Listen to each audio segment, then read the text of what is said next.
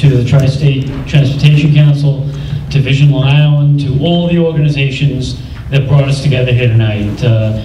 It is very unfortunate that we're not meeting 2 blocks east of here in the County Executive Building and the County Legislative Chambers, where I think this would be the most appropriate place to be having this hearing tonight. Unfortunately, we haven't been given that opportunity. You know, Denise made reference to the fine dry cleaning I'm wearing here tonight.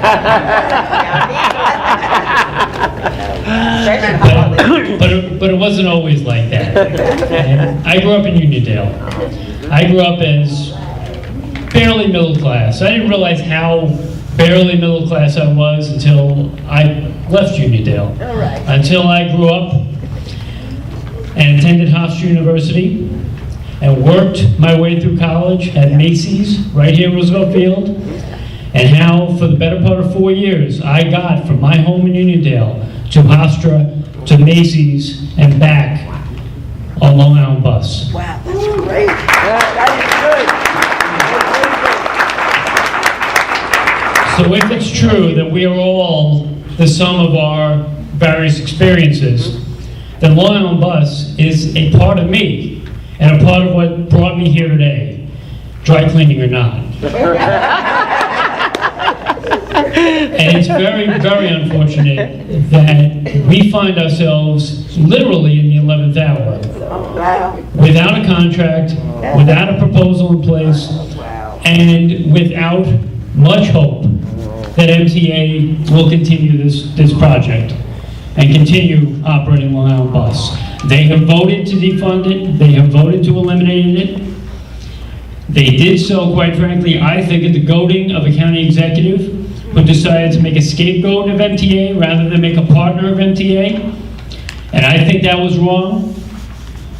MTA, by the way, will not be refunding any of the MTA tax that our Chamber of Commerce representatives have mentioned.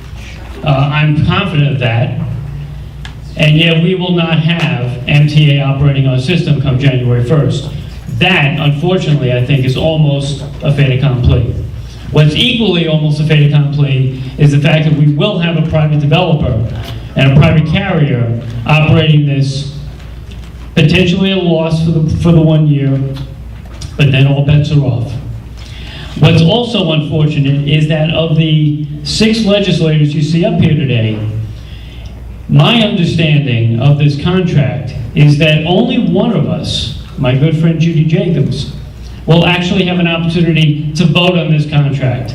Not only will it not be subject to a full-fledged public hearing of the Nassau County Legislature, but as I understand it, it is going to be what's known as a rules-only contract. Now, what is a rules-only contract? It means that it's the type of personal service contract that Nassau County loves to give out to private companies, and that they do so only with the review of 7 members of the Nassau County Legislature, those people who serve on the Rules Committee. Judy is the one of the 6 of us here today who serves on the Rules Committee. She may be the only one who has a vote out of all of us. And I know that Judy is going to be steadfast, and that Judy is going to be a tremendous advocate for all of us in this room here this evening. But Judy can't do this by herself.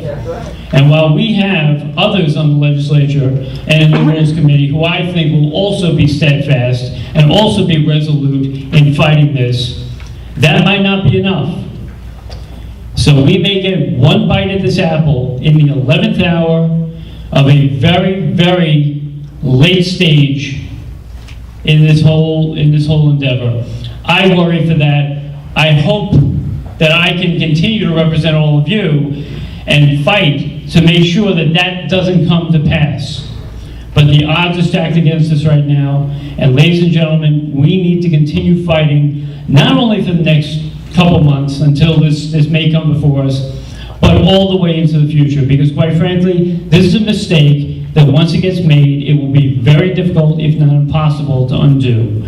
So I am here to work with you. I am here to fight for you. The 6 of us up here are going to fight for you, but we need more than just the 6 of us to fight for you. So let's take this to the other 13 members of this legislature. Let's take it to the county executive. Let's take it to the streets so that people know what is going to go on here. And so that people in the future will continue to have the chance, like I did, to get an education, to work my way through school, as a result of having a Long Island bus available to me. Thank you very much.